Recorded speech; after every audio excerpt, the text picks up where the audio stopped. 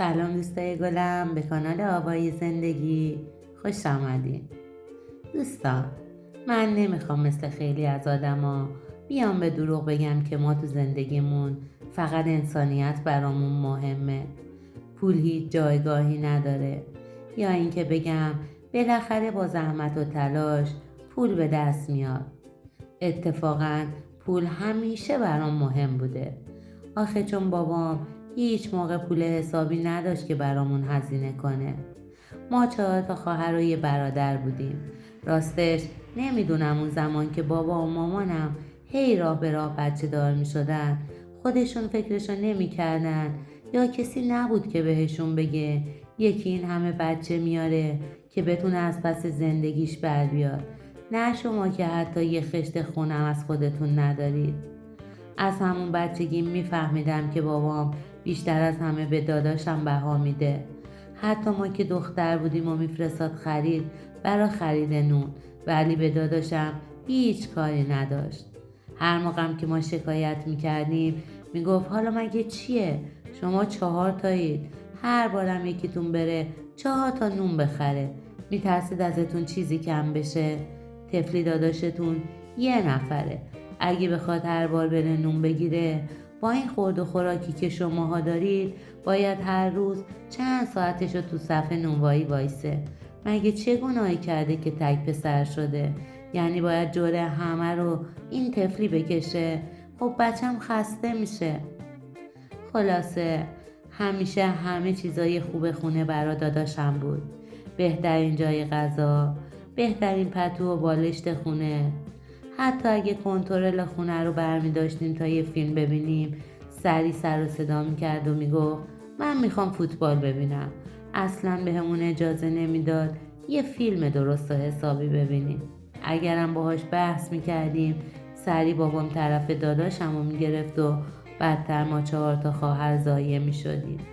یه روز که خیلی عصبانی شده بودم از کارای بابام، از خود راضی بودن داداشم، زدم زیر گریه. گفتم خوبه هیچ نفعیم براتون نداره و به هیچ دردتونم نمیخوره که اگه به دردتون میخورد دیگه میخواستین چی کار کنین؟ حتما اون موقع دیگه خدا رو بنده نبودین و ما باید میذاشتین رو سرمون و حلواش میکردین. آخرشم فکر میکردید انقدر توجه کردید و لیلی به لالاش گذاشتید، تهش چی شد؟ هیچی. آخرشم معتاد شد. اوایلش ازمون قایم میکرد، ولی کم کم و به مرور زمان با اخلاق و حرکاتش متوجه شدیم که یه چیزی مصرف میکنه. وقتی که بابام فهمید حسابی داغون شده بود. یه روز شنیدم مامان و بابام میگفتن نذارین دخترها بفهمن، بیایم ببریم کم که ترکش بدیم. بابام به مامانم میگفت خب به اینا چی بگیم داداششون کجاست؟ مامانم گفت کاری نداره، میگیم با چند تا از دوستاش یه ویلا اجاره کردن که 3 ماه تابستون رو برن شمال و آب و هوایی عوض کنن. پدرم با خوشحالی قبول کرد. صبح روز بعدم بابام بلند طوری که ما متوجه بشیم مامانم رو صدا زد و گفت خب الان چند ماهه اجاره کردن؟ مامانم هم همونطور با صدایی بلندتر گفت 3 ماهه. آخه گفتن تابستونه و دلمون میخواد بریم لب دریا و خوش باشیم. 4 تا شدن که با هم برن و 3 ماه یه ویلا اجاره کنن و همونجا بمونن. مامانم و بابام خودشون با همین حرفا رو به دبستون میکردن که ما بفهمیم، ولی نمیدونستن که من از همه ماجرا باخبرم. منم برای اینکه بیشتر از این ناراحت نشن چیزی به رو خودم نیاوردم. اون 3 تا خواهرم هم که دیدن من حرفی نزدم اونام چیزی نگفتن. اون روز گذشت و چند روز بعد پدر و مادرم دست برادرم رو گرفتن و بردن کم. بعدم خودشون برگشتن خونه. من دیگه چیزی از رفت و آمداشون نمیفهمیدم، چون دلم نمیخواست ازشون سوال کنم که بیشتر ناراحت بشن. ولی یه روز گذشت و بالاخره یه روز دیدم که داداشم برگشت خونه. خیلی لاغر و پژمرده شده بود.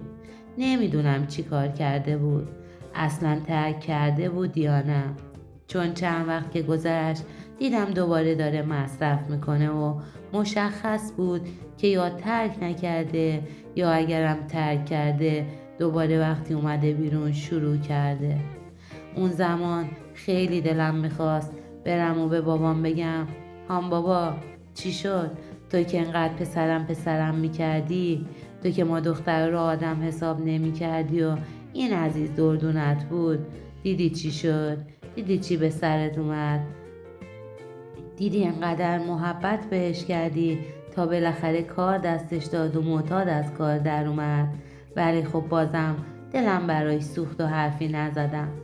مامانم و بابام وقتی که دیدن داداشم اراده ترک کردن نداره تصمیم گرفتن برای زن بگیرن. بابام میگفت اگر برای زن بگیریم هم خودش به زن و زندگی دلگرم میشه، هم شاید زنش بتونه تغییرش بده. این فکر بابام بدترین اشتباه زندگیش بود. آخه یه زن مگه چه توانی داره که بتونه جوون شما که خودتون نتونستین درست تربیتش کنید و سر از این جور خلاف و در آورده رو تغییر بده؟ تازه اون دختری رو که شما میخواید برا پسرتون بگیرید چند سالی هم از پسر خودتون کوچکتر و کم تجربه تره. مامانم حسابی پرسجو کرد. دنبال دختری میگشت که مظلوم و بی زبون باشه. هر طوری شده بود باید با اخلاق و رفتار داداشم کنار میومد تا بتونه باهاش بسازه. به همه سپرده بود که یه دختر آفتاب و مهتاب ندیده و خونواده دار اگه سراغ دارن به ما معرفی کنن. انگاری پسر خودش چه حسنی داشت که دنبال چنین دختری میگذشت براش. آخرشم بالاخره نمیدونم کی و کجا بهش یه دختری رو معرفی کردن. اون دختر طفلی مادرش مرده بود و با نامادری بزرگ شده بود. انقدر زجر و بدبختی تو زندگیش کشیده بود که فقط دلش میخواست هر طوری شده از اون خونه و زندگی که داشت بیرون بیاد. یه جورایی از خداش بود که بیاد زن برادر من بشه. با اینکه داداشم معتاد بود بازم اون دختر راضی بود. به هر صورتی بود داداشم با اون دختر ازدواج کرد. اون دختر 3 خواهرم داشت. اون موقع 3 خواهرای منم همشون دیگه ازدواج کرده بودن و فقط من تو خونه مونده بودم. راستش من خواستگارای زیادی نداشتم. چند تا خواستگارم که داشتم آدمای درست حسابی نبودن. یه جورایی مثل داداشم و خونواده خودمون بودن. آخه جوونی که خونواده دار باشه و خودشم آدم حسابی باشه که اینطوری نمیشه. یا اینطوری نمیشه یا مورد تایید ما نمیشه. با من و این خونواده آشفته من که نمیشد با اون ازدواج کنم.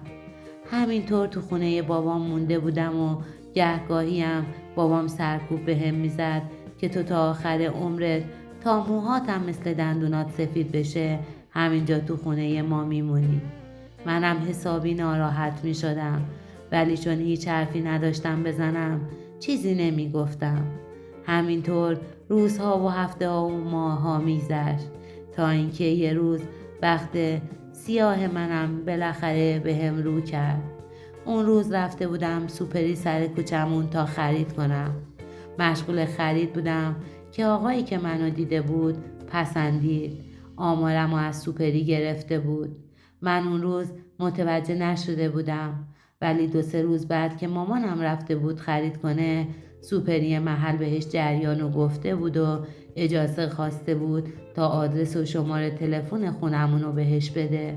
مامانم هم قبول کرده بود. وقتی که مامانم اومد و جریانو برای بابام تعریف کرد بابام خیلی خوشحال شد و لبخند رضایتمندی زد.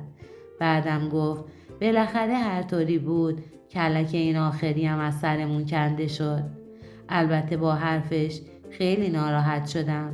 یه جورایی غرورم با حرف پدرم له شده بود ولی خب چیزی نگفتم. اون شبم گذشت و چند روز بعد مادر اون پسر زنگ زد و با مادرم قرار گذاشتن تا بیان خونمون که هم من و پدر و مادرم رو ببینن هم از سر خونه و زندگیمون در بیارن. وقتی که اومدن یکم که نشستن پدر دوماد گفت پسر من جوون پاک و نجیبیه. میتونید بیاید از همسایه های خونمون یا حتی محل کارش پرسجو کنید. ولی پدرم گفت نه آقا، این چه حرفیه؟ صحبت های شما برا ما تاییدیه است. هیچ جایی برا پرسجو نمیمونه. فقط آقا پسرتون چه کاره است؟ میتونه یه خونه مستقل برا دخترم بگیره و برن بدون هیچ دغدغه‌ای زندگیشون رو شروع کنن. راستش با این حرف پدرم خندم گرفته بود، چون خودش با این سن و سال و با 5 تا بچه هنوز خونه از خودش نداشت و اجاره نشین بود. ولی خب دیگه در حد یه سوال بود. پدر داماد با سرافرازی و با غرور زیاد گفت بله آقا، خونه که هیچ، خونش که آماده است. پسرم چند تا زمینم داره که هر موقع پسندازاشو جمع میکرد فکر آیندهش بود و یه زمینی میخرید و میذاش کنار. اون شب هرچی بابام پرسید بابای دوماد با سرفرازی جوابای خوبی بهش داد که حسابی خوشحالش میکرد. راستش هم خودمون حسابی تعجب کرده بودیم که این خواستگار به این عیونی برام اومده، هم هر کسی میشنید از فامیل و همسایه، حتی به گوش مامانم رسیده بود که همه تعجب کرده بودن و گفته بودن این خونه و زندگی به این آشفتگی چطور اینجور خواستگار براش اومده؟ چقدر بهش خدا رو کرده و چه بختی داشته که چنین خواستگاری براش اومده. البته من خودم هم اونجا بود که این مطلبی که میگن اگه هرچی برا کائنات بفرستی کائنات همونو بهت برمیگردونه رسیدم، چون من از همون زمان بچگیم همش هر موقع فکر ازدواج میکردم پیش خودم فکر میکردم که باید یه شوهر پولدار و ثروتمند داشته باشم که هیچ دغدغه‌ای برا زندگی نداشته باشم. اون موقع هرچی میگفتم همه مسخره‌ام میکردن و بهم میخندیدن، ولی آخرشم به همونی که فکرشو میکردم رسیدم. ما با هم ازدواج کردیم و یه جشن عروسی مفصل و دهن پرکن برام گرفت. یه عروسی که تو فامیلمون هیچ کس چنین جشن عروسی به خودش ندیده بود. همه به هم حسادت میکردن، حتی زنداداش و خواهرام. وقتی خودشون با هم حرف میزدن میگفتن که چه شانسی داشت، از هممون زشتر بود، آخرشم از همه خوشبخت‌تر شد. یه شب از عرش به فرش رسید. من جهازیم نداشتم. شوهرم حتی خودش برام جهیزیم خرید. آخه بابام طفلی چیزی نداشت که بخواد برام هزینه کنه. شوهرمم وقتی وضع و اوضاع بابامو دید گفت من هیچی نمیخوام ازتون. بعدم بدون هیچ منتی منو برد و کلی برام جهیزیه خرید. من واقعا خوشبخت‌ترین شده بودم. هر موقع هرچی میخواستم سری برام آماده بود. نمیدونم، شایدم به هم ترحم میکرد، چون میدونست خونه بابام از هرچی که میخواستم برام دم دست نبود. حتی از کمترین چیزا حسرتشو میخوردم. کلی سختی کشیده بودم. اون روزا من واقعا یه دختر خوشبخت بودم. خوشبخت ترین بودم. خوشبخت بودنم هم زمانی کامل تر شد که باردار شدم و 9 ماه بعدم دخترم به دنیا اومد.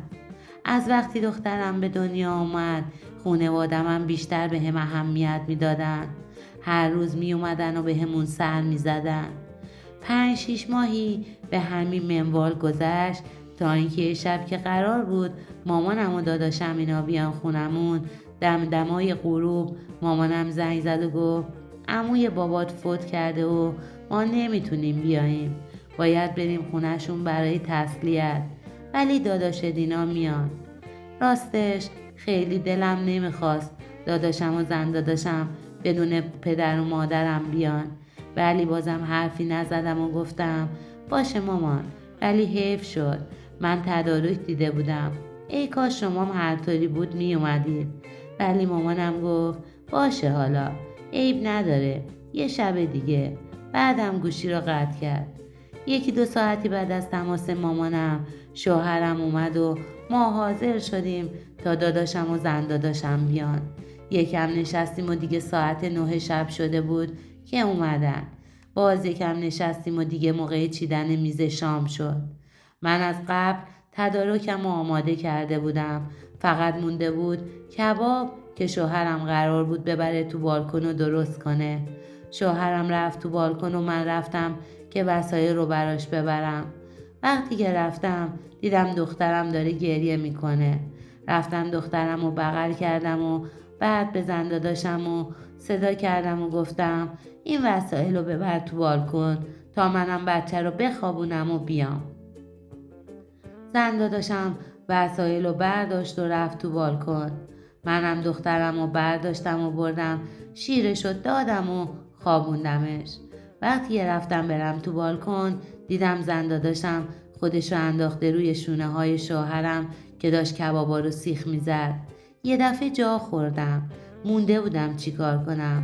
ترجیح دادم هیچ حرفی نزنم که بدتر آبروریزی بشه. برگشتم تو آشپزخونه و سری میز رو آماده کردم. بعدم خیلی زود چای و میوه رو آوردم که زود بخورن و برن. ولی تو اون 3-4 ساعت اصلا حال خودم رو نمیفهمیدم، چون بار اولشون بود که انقدر با هم صمیمی شده بودن. تا اون شب اصلا شوهرم با زن داداشم حتی زیاد حرفم نمیزد. پیش خودم گفتم چی شده که انقدر اینا با هم صمیمی شدن. بازم فکر میکردم که نکنه اینا خیلی وقته که با هم صمیمین و من ساده بیخبر بودم. همینطور تو این فکرها غرق بودم که تا به خودم اومدم دیدم شوهرم بدون هماهنگی با من بهشون تعارف کرد که شب بمونن. زن داداشم هم سریع قبول کرد و گفت آره میمونیم، چون دیر وقته و با موتور صلاح نیست برگردیم خونه. من هیچ حرفی نزدم و فقط نگاهشون کردم. ولی دیدم چاره ای ندارم و خیال موندن دارن. رفتم و با بیمیلی یه دست رخت خواب تو اتاق کنار اتاق خودمون انداختم. بعدم اومدم تو اتاقمون و خوابیدم. ولی وقتی که خوابیدم چی بگم از خوابیدن. با اون صحنه‌ای که من تو بالکن دیده بودم حسابی فکرم درگیر شده بود. 100 تا فکر و خیال به ذهنم میرسید. شوهرم که تا اومد رو تخت هنوز سرش به بالش نرسیده خوابش برد. وقتی که شوهرم خوابید همینطور که روی تخت دراز کشیده بودم و به اطرافم نگاه میکردم چشمم به گوشی شوهرم افتاد. یه دفعه یه فکری به ذهنم رسید. فکر کردم که با گوشی شوهرم یه پیام به زن داداشم بدم ببینم چه جوابی میده و خیالم راحت بشه که چیزی بینشون هست یا نه. بعدم با گوشی شوهرم به زن داداشم پیام دادم که جاتون خوبه؟ چیزی لازم ندارین؟ ولی تا پیامو ارسال کردم بعد از چند ثانیه زن داداشم جواب داد که آره عزیزم، هم جامون خوبه هم راحت خوابیدیم. ولی خب اگه بگم چیزی لازم نداریم دروغ گفتم. خودت خوب میدونی که من چی لازم دارم. راستی مگه زنت خوابید؟ هر موقع خوابش سنگین شد برو تو حیاط یه پیام بده که منم بیام پیشت. من با خوندن پیام برق از سرم پرید. اصلا حال خودم رو نمیفهمیدم. از جام بلند شدم و بدون اینکه حرفی به شوهرم بزنم رفتم سمت اتاقی که داداشم و زن داداشم خوابیده بودن. برق رو روشن کردم و شروع کردم به جیغ و فریاد. بعدم رو به زن داداشم کردم و گفتم تو چه آدمی هستی؟ چقدر نمک نشناسی؟ داداشم طفلی خواب بود. با جیغ و فریاد من از خواب پرید. همینجوری منگ تو دهنم نگاه میکرد و نمیدونست که چه اتفاقی افتاده. شوهرم هم از اون طرف با سر و صدای من از خواب پریده بود. اونم اومد تو اتاق. تو چشام نگاه میکرد و میگفت چیه؟ چی شده؟ منم سری گوشی رو باز کردم و پیامایی که با زن داداشم رد و بدل کرده بودیم و نشونش دادم. شوهرم هیچ حرفی نمیزد. ولی زن داداشم بهش گفت خب بگو دیگه، همه چیزو بگو، تا کی میخوای موش و گربه بازی راه بیاندازی؟ بعدم رو به من کرد و گفت ببین من و شوهرت همدیگر رو دوست داریم و به هم علاقه داریم. حالا میتونی قبول کنی و بمونی زندگی کنی، اگرم که طاقت نداری ول کن و برو و ما رو با یه خداحافظی خوشحال کن. حالا فکر کنید تمام این حرفا رو جلوی شوهرش میزد و هیچ حیایی از گفتنش نداشت.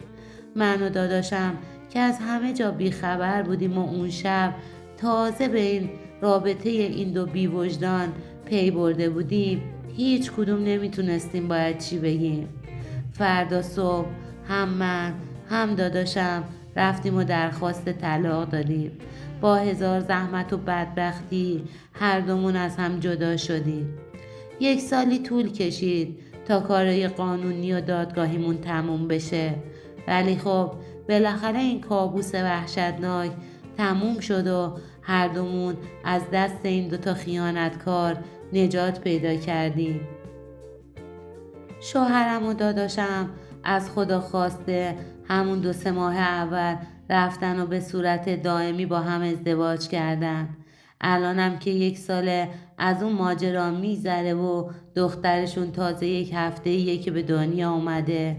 منم که شکست بدی تو اون رابطه خورده بودم، فقط تونستم با بخشیدن مهریم دخترمو از اون مرد بی غیرت بگیرم. البته من و برادرم اگر بیشتر پیگیر می شدیم میتونستیم حکم سنگین تری رو براشون ببریم و حداقل شلا یا حتی سنگسار، ولی خب به خاطر التماسای مادرم که میگفت آبروریزی میشه هر دومون از حق قانونی خودمون گذشتیم.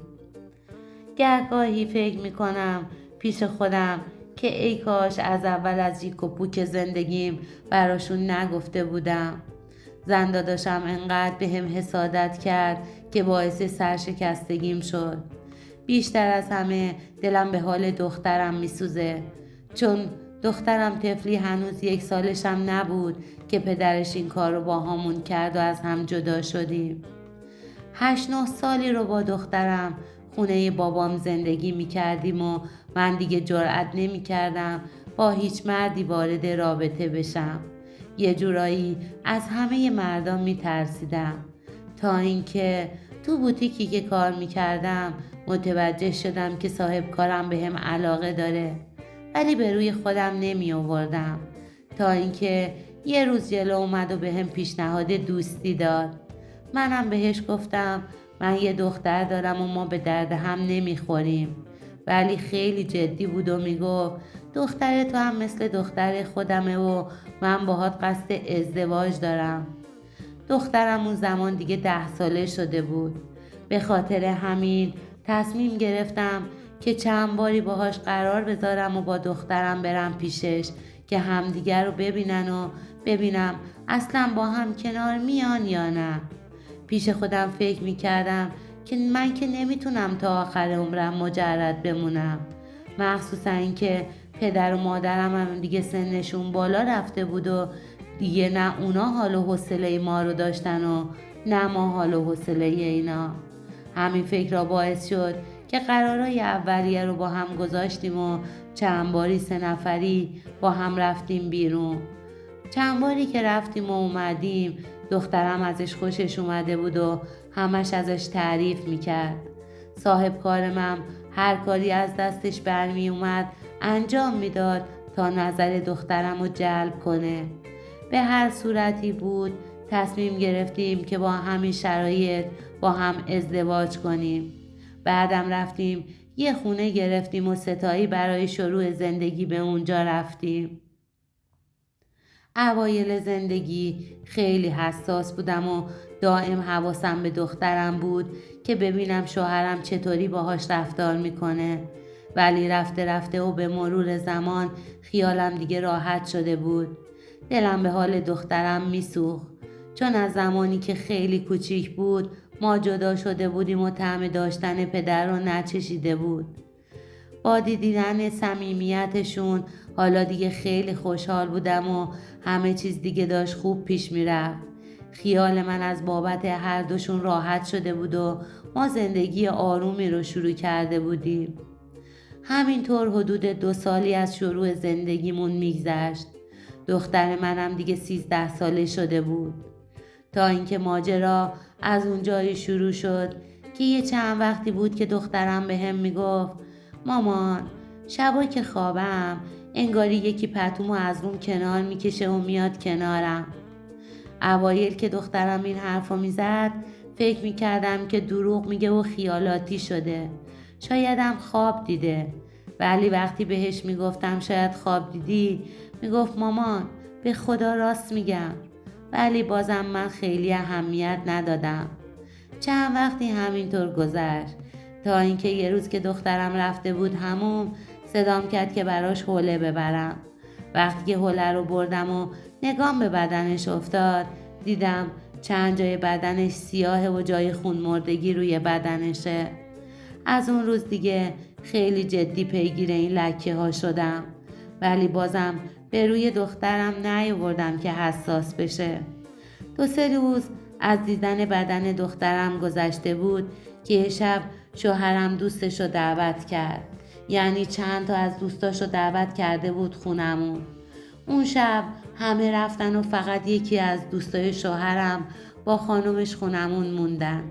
منم رفتم توی حال و براشون یه دست رخت خواب پهن کردم. بعدم با شوهرم رفتیم تو اتاق خودمون و خوابیدیم. شوهرم همون اوایل شب خوابش برد. ولی من تو فکر ناهار فردای مهمونان بودم که برای فردا ظهر چی براشون درست کنم.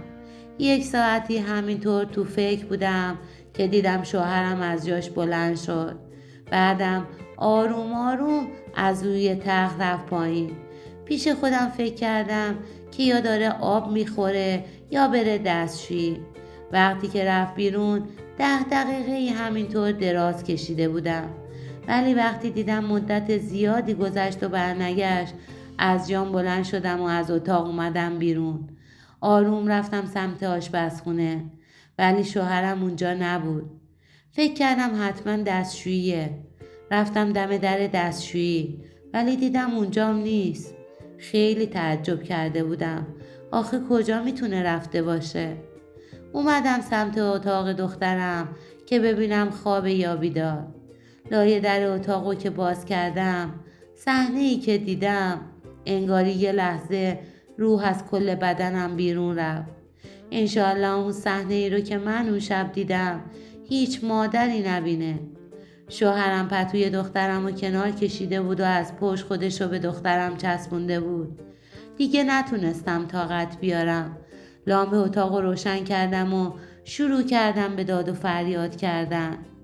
از صدای جیغ زدنم شوهرم سریع خودش رو جمع و جور کرد. دوستشم با خانومش از جا پریدن. ولی برام جالب بود که دخترم هیچ عکس‌العملی نشون نمیداد و خواب بود. رفتم جلوتر و هر کاری کردم دخترم بیدار نمیشد. انگاری که اصلا هیچ صدایی رو نمیشنید. یکم که با حالت شوک اطرافم رو نگاه کردم، متوجه پاکت سفید روی تخت دخترم شدم. پاکت رو برداشتم و وقتی که داخلش رو نگاه کردم یه دست دستمال بود که بوی بد و عجیبی میداد. آوردم و به رفیق شوهرم نشون دادم. وقتی که دستمالا رو دید سرش رو انداخت پایین و گفت این دستمالا بوی مواد بیهوشی میده. بعدم پاکت رو گذاشت روی میز کنارش و از اتاق رفت بیرون. اون شب کلی به حال دختر بیگناه و معصومم گریه کردم. طفلی دخترم چند وقتی بود که میگفت شبایی که میاد کنارم و پتومو کنار میزنه. ولی چون من خیلی به شوهرم اطمینان داشتم حرفاشو جدی نگرفته بودم. دائم خودم رو لعنت میکردم که چرا با بیخیالی باعث نابود شدن دخترکم شدم.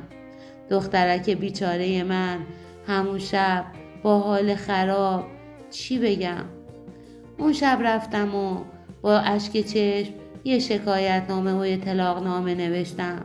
صبح روز بعد هم از دستش شکایت کردم و هم طلاقم و ازش گرفتم. ولی خب چه فایده؟ با سهلنگاری من دخترک بیچاره من تو سن نوجوانی و 13 سالگی دیگه دختر نبود. این ماجرا دهن به دهن گشت و به گوش پدرش رسید. اونم قیامتی به پا کرد. رفت و از دست هر دوی ما شکایت کرد. از دست منم به خاطر اینکه مسئولیت دخترم با هم بود و حالا به عنوان یه مادر نتونسته بودم مسئولیتم رو خوب انجام بدم شاکی شده بود.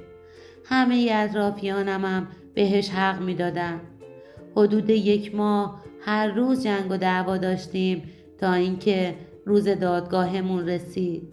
وقتی که قاضی ازش پرسید که چرا این کارو کردی، با کمال وقاحت در جواب قاضی گفت راستش من از همون اولم هیچ حسی به این خانم نداشتم و فقط به خاطر وجود دخترش راضی شدم که باهاش ازدواج کنم، چون اگه مستقیم میرفتم خواستگاری دخترش، چون خیلی کوچیک بود امکان نداشت که اونو بهم بدن. تصمیم گرفتم که با خودش ازدواج کنم که اینطوری هم با خودش رابطه داشته باشم و هم با دخترش. با شنیدن حرفاش به وقاحتش بیشتر پی بردم، ولی خب بیشتر از همه فکر دخترم بود که عذابم میداد. من با اینکه 1 بار از داداشم نارو خورده بودم و به خاطر اطمینان زیادی زندگیمو باخته بودم، حالام دوباره با سادگیم، بازم با اطمینان بیش از حدم به مردم، باعث نابودی زندگی تنها دخترم شدم. من خودم زندگی دخترم رو نابود کردم. آره، من زندگی تک دخترم رو نابود کرده بودم.